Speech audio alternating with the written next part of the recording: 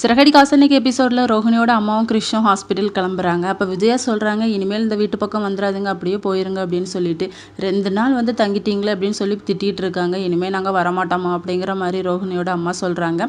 ரோஹிணி வந்து கண் கலங்குறாங்க. அப்போ மனோஜ் கேட்குறாங்க, என்ன உன் கண்ணிலலாம் ரெட்டிஷாக இருக்குது, கலங்கின மாதிரி இருக்குது அப்படின்னு சொல்லி தூசி விழுந்துட்டு அப்படின்னு சொல்லி மேனேஜ் பண்ணிடுறாங்க. ரோஹிணியோட அம்மா வந்து பார்த்துட்டே போகிறாங்க. ஹாஸ்பிட்டலுக்கு வரேன் அப்படின்னு சொல்லிட்டு கிறிஷ்கிட்ட வந்து வாக்கு கொடுத்துருக்காங்க.